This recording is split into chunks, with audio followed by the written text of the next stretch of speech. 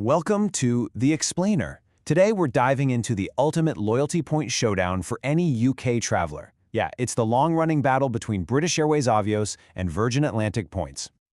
You know, if you've ever dreamed of turning your everyday coffee run into a live flat seat on a long-haul flight, you have definitely asked yourself this question. So, let's get it answered. Which one of these programs actually gets you there faster and for less money? All right, let's jump right in. We're going to put these two giants head-to-head. First up, we'll see how you actually earn the points. Then, the really fun part, how you spend them. We'll also get into the massive power of their vouchers and some secret weapons you might not know about before we figure out your personal winning strategy. Okay, so before we let the punches fly, let's just quickly get on the same page about what we're actually fighting for here. Think of them like a special kind of money, right? A digital currency that's been designed for one thing, getting you traveling for less or, in a whole lot more style. And here in the UK, the two biggest players in this whole game are, without a doubt, Avios and Virgin Points.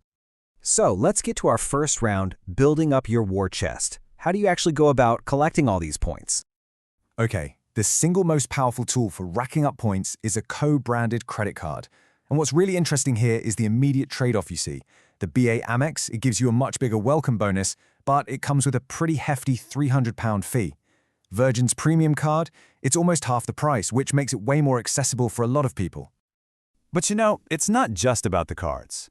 Avios casts a much wider net. It lets you just hoover up points from your Nectar card, your Uber rides, and a bunch more. Virgin, on the other hand, has fewer partners, but some of them are incredibly powerful, like the supercharged conversion rate from Tesco Club Card points. For a lot of families, that's a total game changer. So you've earned a nice stash of points. Now for the really fun part, spending them. How easy is it to actually book that dream trip, and what's it going to cost you? This, right here, is where you see what each program is truly made of. To make this a fair fight, we're going to use that classic aspirational trip that pretty much everyone wants to book with their points. A one-way, off-peak business class flight from London to New York. With British Airways, the cost is predictable. For this exact trip, on an off-peak date, which just means you're traveling outside of busy times like school holidays, it will set you back exactly 88,000 Avios plus just under 200 quid in taxes and fees. It's simple, it's straightforward. Now take a look at Virgin. On the surface, this looks like an absolute knockout blow. I mean, you could potentially get that exact same seat for just 47,500 points. That's nearly half the cost. But right, because there is a huge catch hiding in those much higher fees. So, here's the crucial point. It comes down to a fundamental difference in philosophy. British Airways offers a fixed number of reward seats on every flight, at a set price. They are predictable, but they are scarce. Virgin uses dynamic pricing. That means the price changes with demand, just like a cash ticket. It lets you book any seat with points, which is incredible for flexibility. But that cost can swing wildly. And this table just lays that trade-off out perfectly. Across the board, Virgin's starts at price in points looks way better. But just look at those fees. They are consistently hundreds of pounds higher. I mean, that extra 400 pounds on the New York flight alone, that could pay for a couple of nights in a decent hotel. It's the classic question, right? Are you points rich and cash poor, or is it the other way around?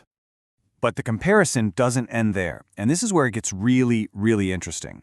For a lot of people, especially if you're traveling with a partner, the real game changer isn't just the points, it's the companion voucher. The BA voucher is legendary, and that's because its value is totally uncapped. If you book a business class return to New York, your companion flies for 0 Avios. That saves you a massive 176,000 points. The catch? You still have to find 2 of those really scarce reward seats. Virgin's voucher is easier to earn and it's more flexible, but its value is capped. So on the most expensive tickets, it might just give you a discount instead of a totally free companion flight. All right, now for the insider strategies. These are the secret weapons that can really tip the scales in your favor, especially if you happen to be an entrepreneur or a higher earner. This is a trick that a lot of people just miss. For Avios collectors, there's this really unique perk if you're eligible for a Barclays Premier account.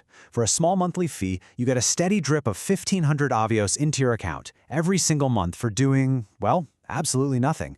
It's literally like putting your points earning on autopilot. And it gets even better. If you also have a mortgage with Barclays, that passive income jumps to 2,200 Avios a month. Over a year, that's more than 26,000 Avios. That's enough for a return flight to Europe, just for having the right bank account. It's a huge, kind of hidden advantage for BA. Business owners can also play the system a little. With Avios, you can pair a high-earning Amex business card with a Visa to cover all your bases. And with Virgin, while they don't have a special business card, you can hold both their personal cards, use one for business, and potentially earn 2 separate reward vouchers every year. Okay, after all those rounds, it is time for the final verdict. But the truth is, there isn't a single winner here.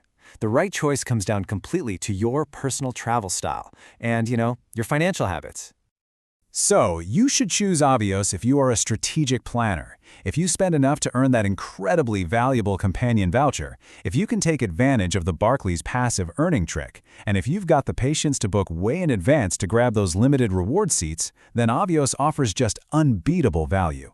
But you have to be willing to play by their rules. On the other hand, you should probably choose Virgin if flexibility is your king.